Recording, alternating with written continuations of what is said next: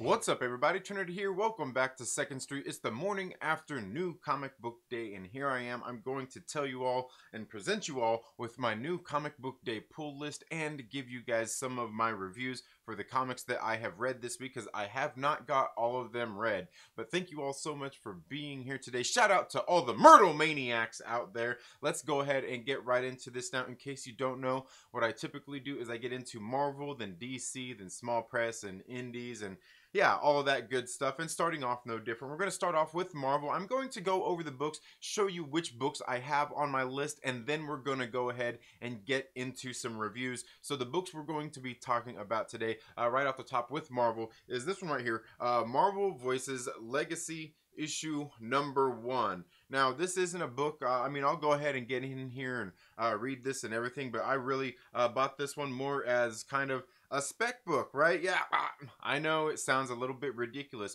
but there is a new character being, it's a first appearance in here. So, hey, why not get the pick up this issue at $4.99? Hey, just in case the value on something like that goes up. Hey, I'm not one of those investor people, but hey, you never know.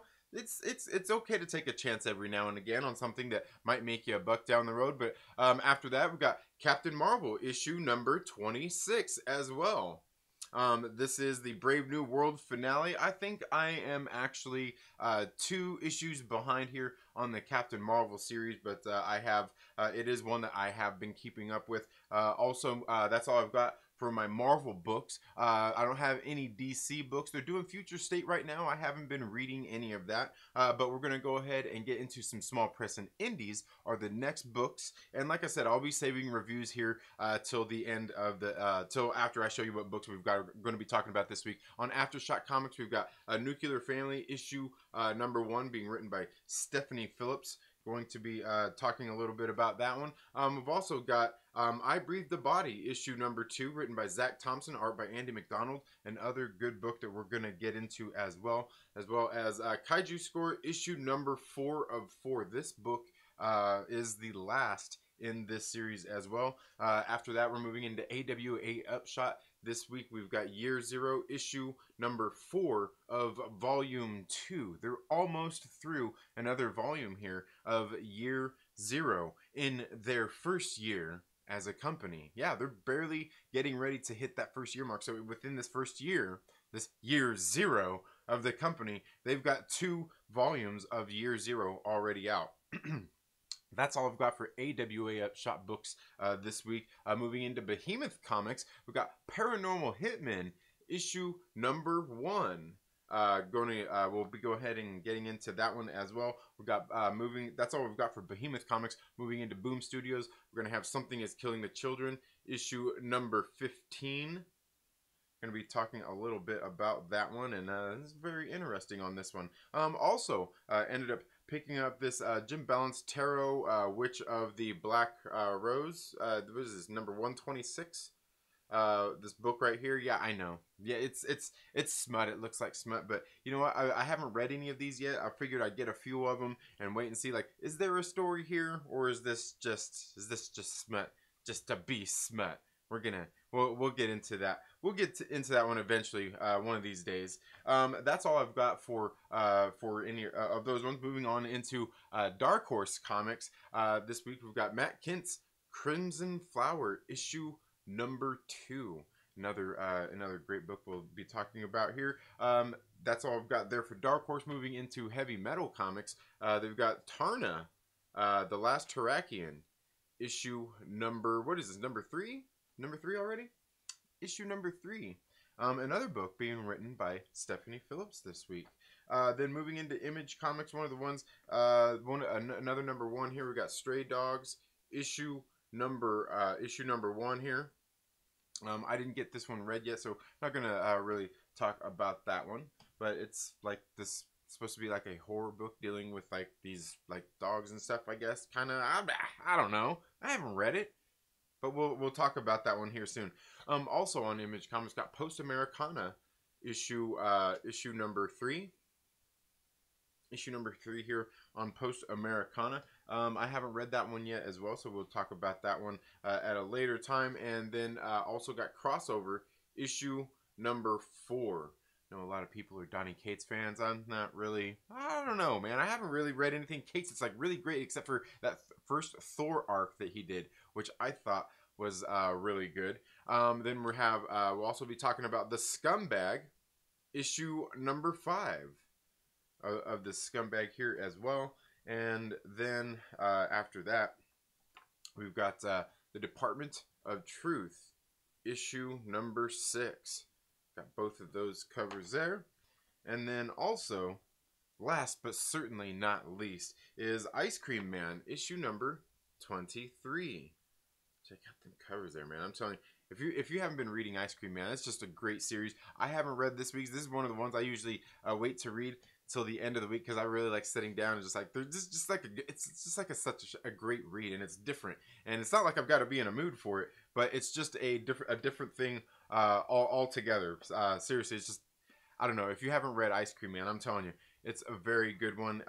You probably can't find the single issues at your local comic book shop. So, you know, go out and pick up the trades. If you can find those single issues, you might be paying a pretty penny for them. But hey, that's okay because they are some very good books. Those are the books that we are going to be talking about this week, guys. Let's go ahead and get into some of the reviews that we're going for the books that we're going to be talking about here in the reviews this week, guys. Okay, and first we are going to be starting off with Nuclear Family.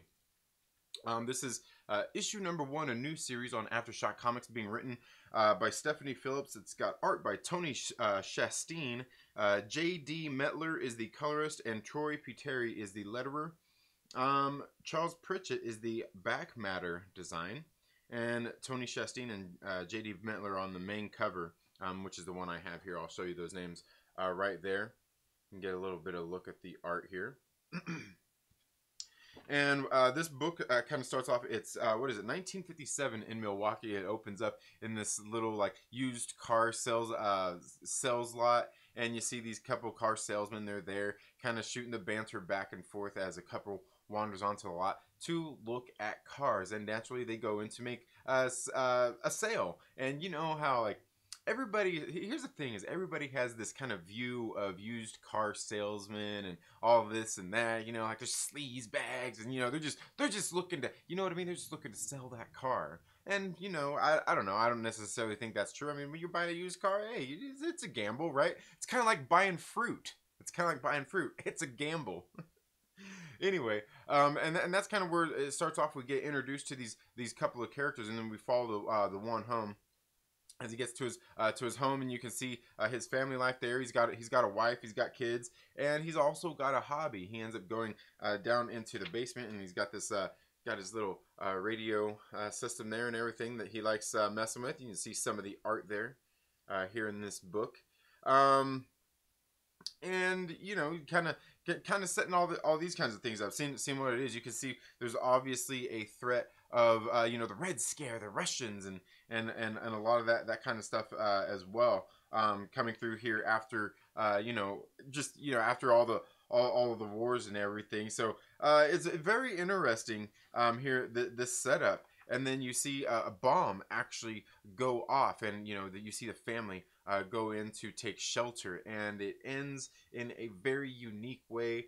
Something that, you know, I kind of expect out of an Aftershock comic book. I thought issue number 1 here was pretty good, but I thought the story read pretty good. I thought the art in this book was pretty decent, and I thought it set up a story that I'm interested to read the next issue, definitely. Now, the one thing is definitely when it comes to Aftershock comic books, I know there are a lot of people out there that, you know, price is a thing, guys. It really is. You know, when you see the average price or the price used to be $3.99 across the board, and now we can see slowly but surely a lot of things are coming up. And Aftershock does a lot of these books right here where the number 1s are $4.99 instead of $3.99. They have a cardstock cover, so they're a little bit thicker. It's not anything I'm gonna gripe about.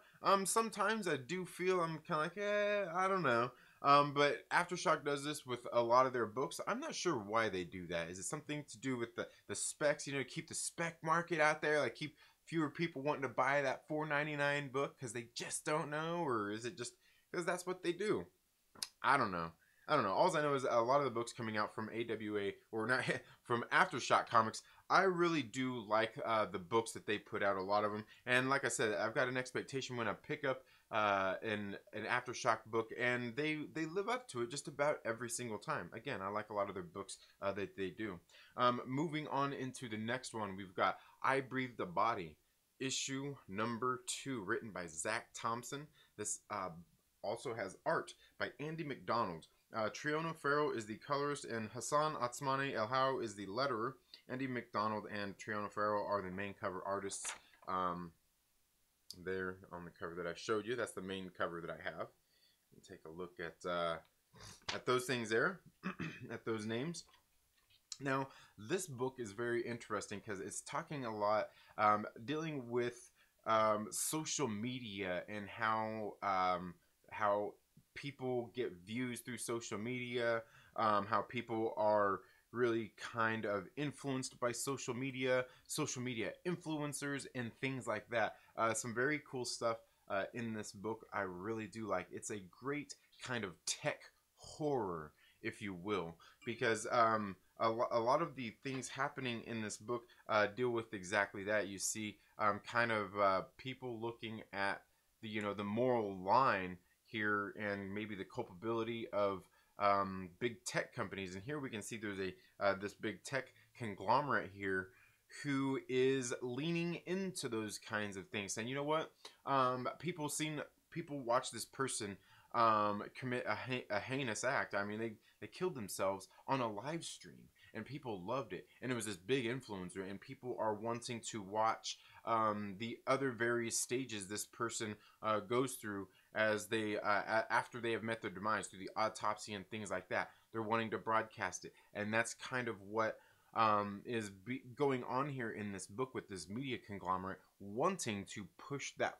forward and put that in front of people. But also, it's one of those things where some people are disgusted. People can't stop watching it. It's getting all the views. It's getting ad revenue and all those things like that. So that's kind of what it's dealing with here, is that towing that line of, I guess you could say, like I said, the culpability of these media companies, and and what they're doing, and maybe their shady dealings. And here I'll show you a little bit more. I'll show you some of the art in this book. This is just a little bit of. I don't want to show you too much. You can see right here, and they're dealing with a lot of these crazy things, and it's been a very interesting book. Zach Thompson, he has done a couple of books here with Aftershock Comics now, and they've been they're following the same kind of thing. Like Lonely Receiver just ended a couple of weeks ago, and again, it was another one dealing with the same kind of stuff as well, like technology and how the humans interact with it, and almost how it's kind of like,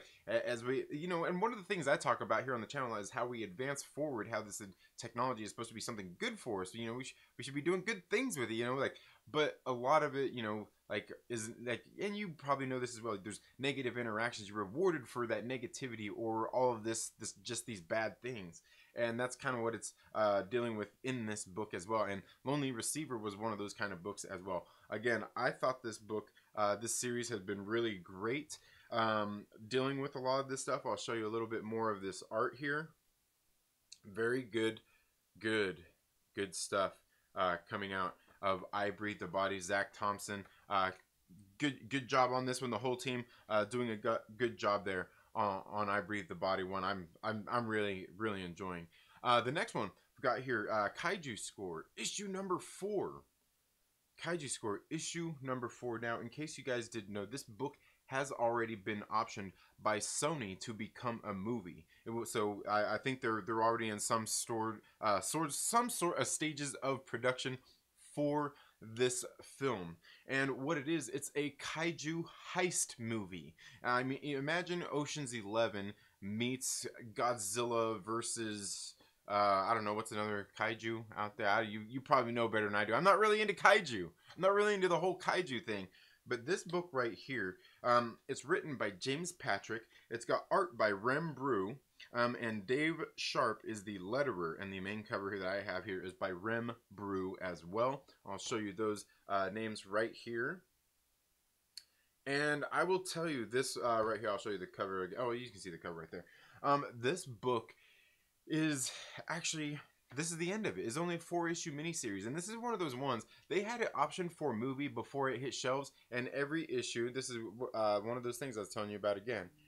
Every issue was $4.99, right? Every one of these issues was $4.99, and they do all have this cardstock cover and stuff like that as well. But again, this is one where it's a heist movie, and you see basically this loser, you know, like, and this guy's a loser. It's not like one of these high rollers. Everybody's like, oh yeah, I wants to work with this guy. This guy's a loser, and he ends up getting the money and funded to pull off this heist. And what they are doing is he's kind of looking at a history of like kaiju seasons, and he's looking at these patterns of, you know, how the kaiju feed, and these, I think, is it the mullet fish he's talking about that are coming in at the certain time. They're going to be extra heavy this year, and all of the protocols that go into fly into place at these certain locations where they have this valuable art that he wants to get out of this safe. So it's dealing a lot with those kinds of things, you know, just like I said, very Ocean's 11, but also where they're kind of banking on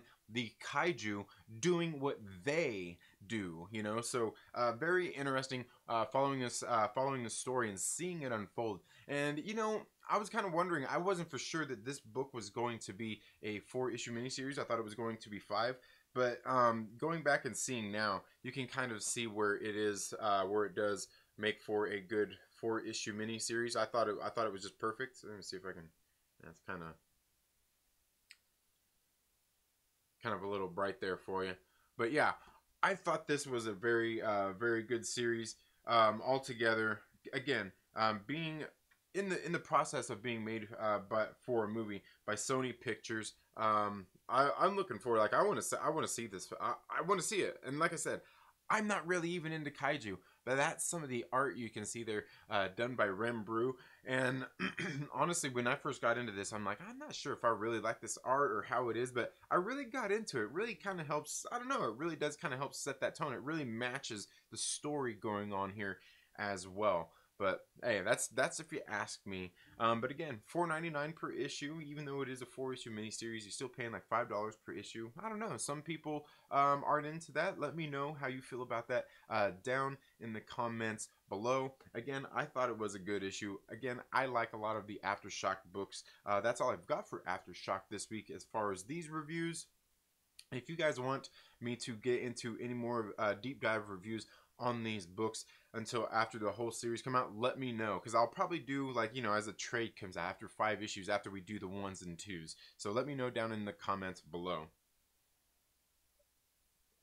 Now, moving on into the next book, we've got AWA Upshot.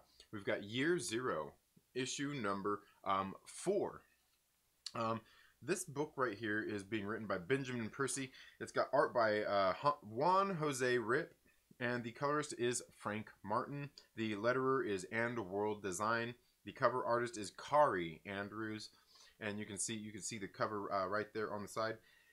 And this is, again, and like I said earlier, this is volume 2, issue number 4 of volume 2. So they're almost through another season of this. And this season, they've got a different artist on it. And I like the change in art. I don't think that, like, last season's was bad. It's just a different art style. And it's a different story altogether, too, here. So it's very interesting. And all it's doing is we're following, like, these 4 main characters through different stories throughout this season. And kind of seeing what they're going through after this virus had plagued the earth. A lot of people had died, and it had gotten really chaotic. Very good book. Like this one right here, we're following these people here. They're off the coast of Norway, and this is Hallie Ragnar. And you can see they're on this ship here, out on the seas. They're living at sea, trying to survive, trying to stay away from all the dead people, all of, like, the zombies and stuff, and the people that have been affected by the this outbreak. And then here you got El Topo here in Colombia, where we've been following him and what he's been kind of going through here throughout this series as well, and seeing kind of the bad side of humanity, if you will. Very good stuff here. But we're not just really necessarily following him, because it's like we're actually following these other people here as well.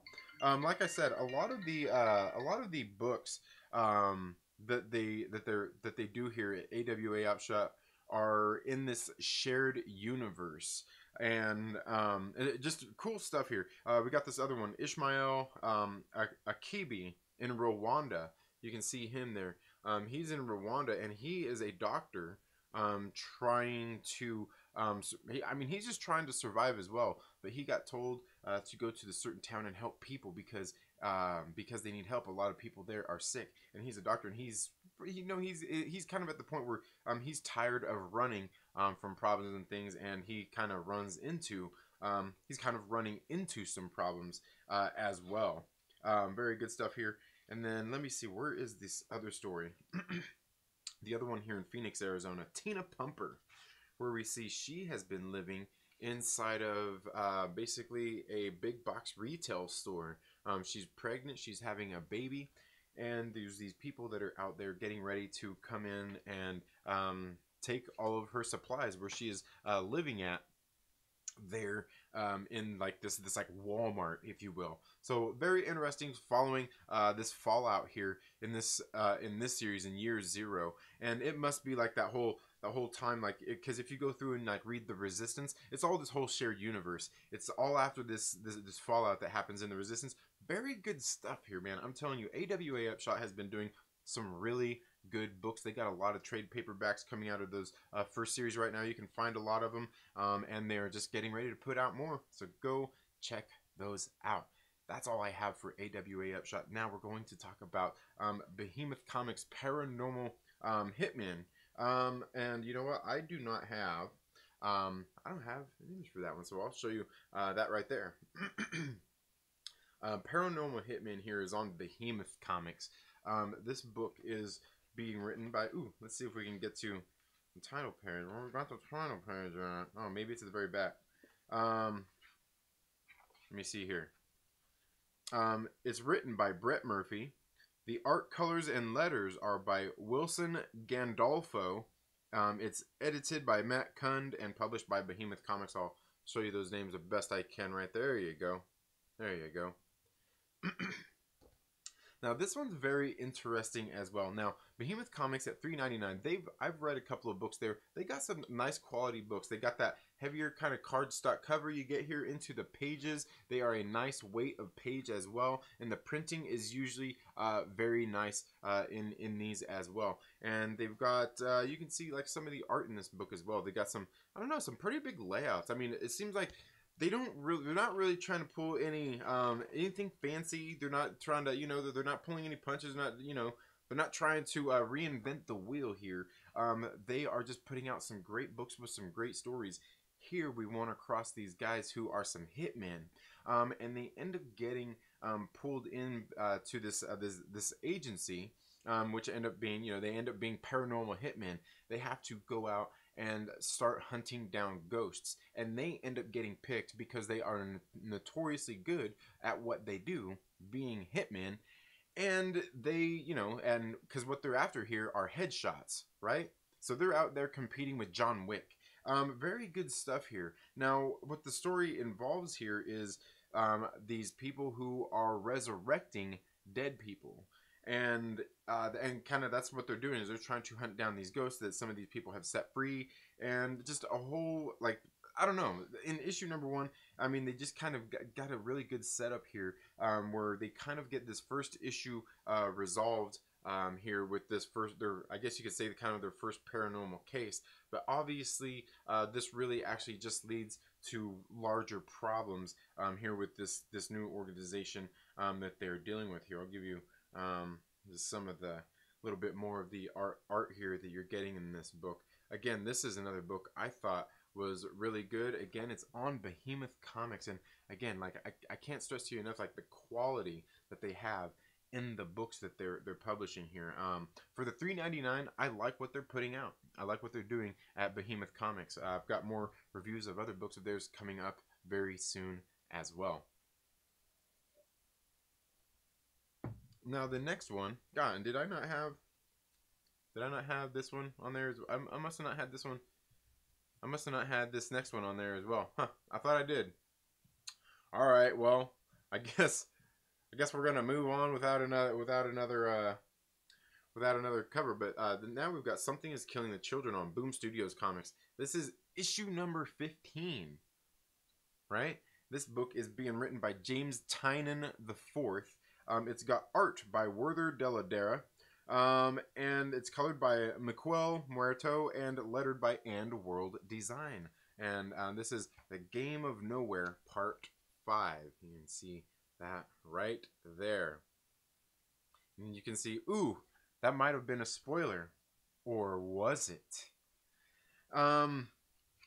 This book right here, we've followed Erica Slaughter as she goes to this little town to bring an end to these monsters who are there killing a lot of the children in this small town. And what we've got here over the last 15 issues is an introduction to her and how she is going into this town and how she has to deal with, especially in this last arc, how she has to deal with killing the monsters that she is dealing with and how they actually come about. Now, the first 5 issues, the first arc of this story, if you will, really dealt with her first coming to this town and getting to know the kids there and finding out about these monsters to stop them. Then the second arc really kind of dealt with the organization that she works for, the House of Slaughter, if you will, and what they do and how they deal with these situations as this situation developed here.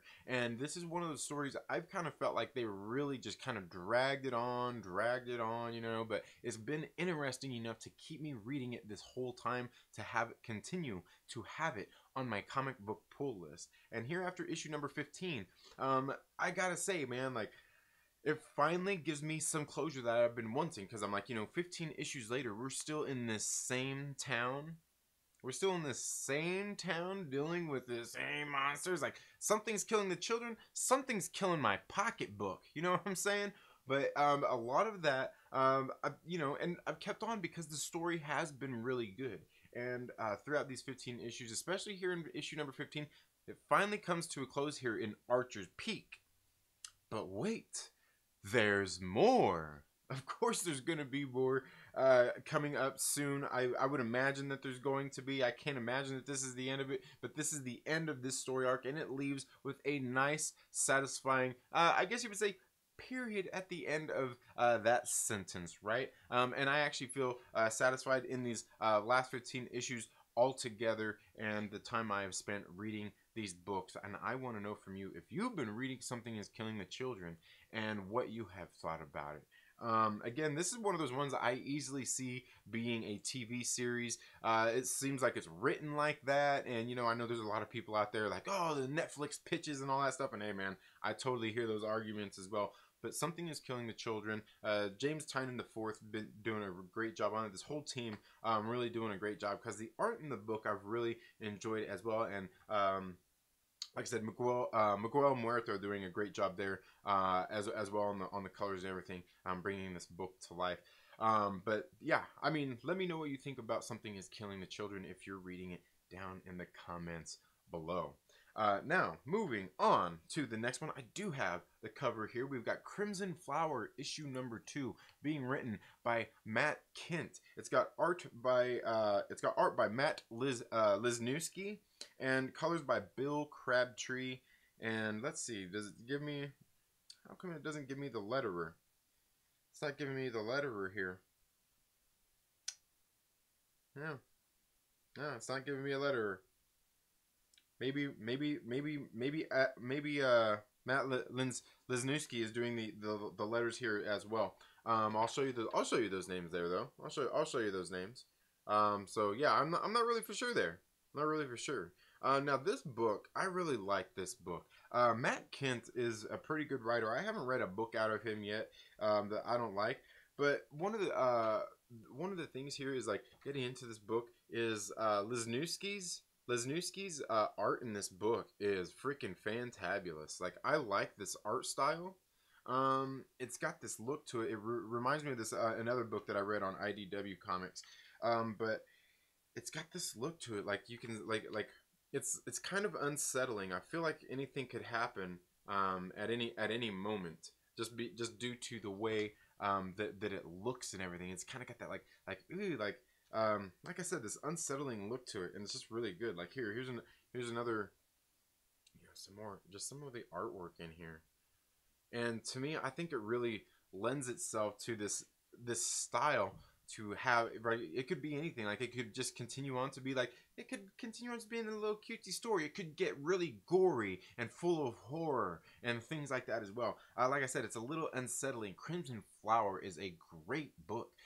It seems like Dark Horse Comics, with everything that happened over this last year in the comic book industry, Dark Horse Comics, it seems like they've really slowed down. But it seems like some of the titles that they're putting out there that are not licensed IP have been really good, and I've been noticing that about some of these indie publishers as well.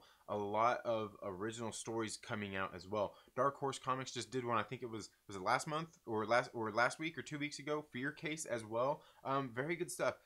Keep an eye out on Dark Horse Comics, guys. Some very good stuff here. Again, Crimson Flower. If you're not reading this one's very good. This girl's going around, kind of hunting down these people who killed her father, her parents, right in front of her when she was a kid. And it's been a very good series. And she's kind of questioning. You can see she's kind of questioning her memories of it, but you can also see what happens is the government here has kind of started to train assassins through old folk tales. So I don't know, just kind of really cool stuff going on in that book. I'm telling you, check out Crimson Flower if you get a chance. Don't wait on the trades on this one. Don't wait on the trades. Go out and pick it up.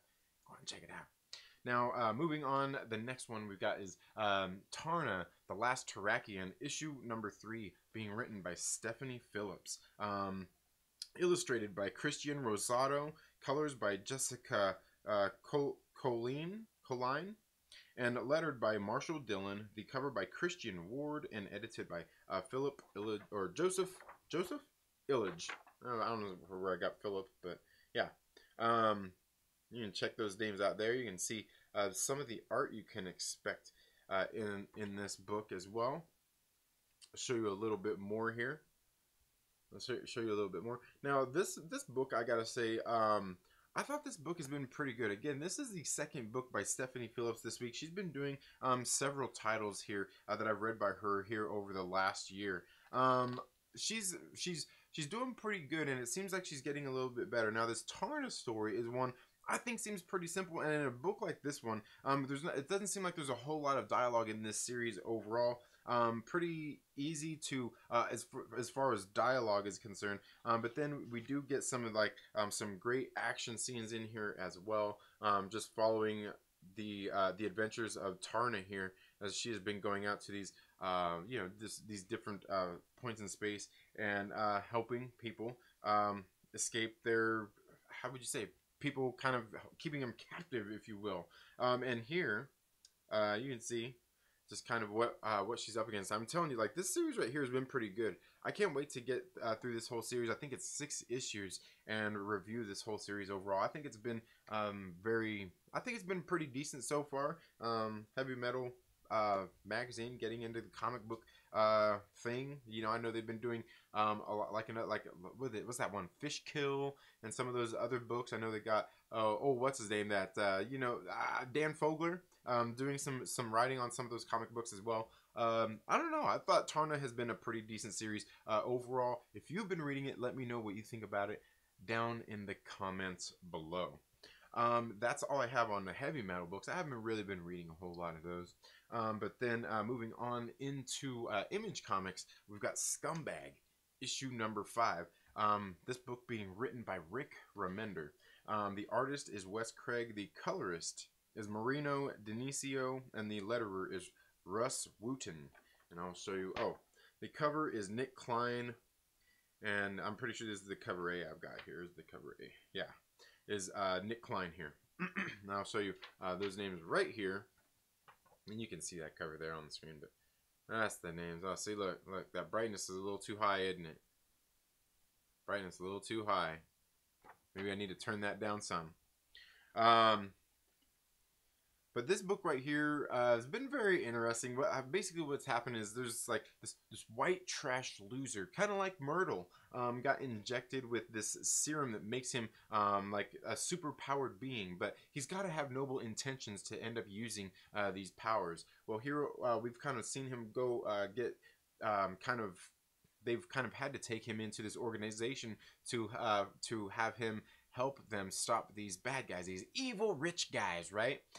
And the renewable energy, or the renewable fuel source. It's good for the environment, and we've kind of seen his journey, kind of trying to get the things that he wants out of these people, his demands met, and they've happily met them. He got this robot. He wanted a sex robot. Well, he got it, but the robot don't want to have sex with him, right? Like, they're doing a lot of things in this series. I don't know, kind of silly, kind of poking fun of a lot of things, but kind of, I don't know. It's been a silly read. It's not the greatest. It's not the worst.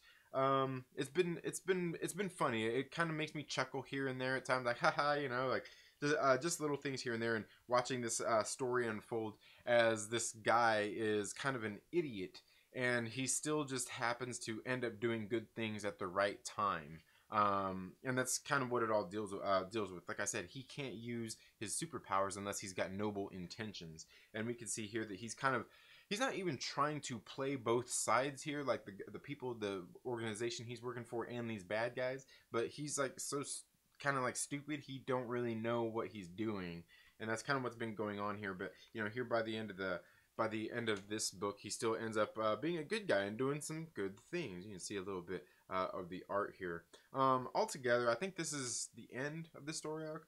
I don't know. Maybe there's in issue number 6 before they get into the next one. And altogether, yeah, I don't know. It's been an okay series. It's been not great, not terrible. You know, just it is what it is. It is what it is. Now the next one is the Department of Truth. Another one being written by James Tynion IV this week, on Image Comics as well. This book right here, they've got a little bit different art team on here. It's written by James Tynion IV. The artist is Elsa Chartier. The colorist is Matt Hollingsworth, and lettered by Aditya Bidikar. The designer is Dylan Todd. I'll show you those names right there. You can read those through the glare. And this book has been kind of interesting. This book is really largely about cancel culture and confirmation bias. For the most part, is what it is. The Department of Truth is this government organization which kind of on their own decides what kind of like conspiracy theories can, you know, should see the light of day and be validated, and are they okay to be out there, and what ones that they don't want to be out there. Like I said, this kind of shadow organization, all being led up by Lee Harvey Oswald. And here we get a little bit of story. Like I said, we got a different artist here in this book. A little bit different story about how Lee Harvey Oswald came into the this organization, and then through here we get how he came into the organization, and then what his job is to do, and how he's going about doing it. And the first thing he has to do is go out and read one of the first stories that they have concerning the Department of Truth. And what it has to do with is this right here. This we're kind of getting this tale about, you know, a witch that lives in the forest, and this preacher or whatever, if you will, this friar that goes to visit this witch, and find out what she does, because, you know, and put a stop to her and the things she does. And so she sits there and she tells him a story about the church and kind of the power of influence, and she's talking about how the calendar is actually their bad guy, and they used it as a weapon, and all just kind of crazy out there conspiracy theory type of stuff here. Very interesting read. This series overall has been pretty good. I've actually enjoyed this series overall. But this issue number 6, which I believe is the last issue in this first arc, it might be the first issue in the second arc. The art in this book, I don't know. Luckily, the rest, I mean, I can't really complain about it. The rest of the series has been pretty good. The art in this book is just kind of, like, they really just kind of slapped it out there and put it together. But it is a different story than what's been going on in the rest of the series. So I see the reason for wanting a difference in art. But, like, the art here is kind of, I won't say it was bad. It was just kind of, yeah, I mean, you've seen it, right? You've seen it.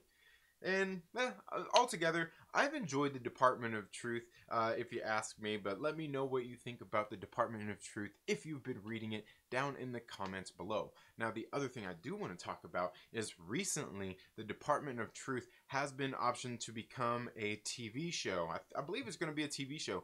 So I'll have more news on that. I'll dig into that a little bit more. But it was recently announced not too long ago that that they will be turning this into a TV show, probably a streaming show or movie of some sort, which will be a very interesting series when it comes out. I mean, to me, I think it'll be somewhat kind of like the X-Files, right around that. You might kind of feel that way if you read the book.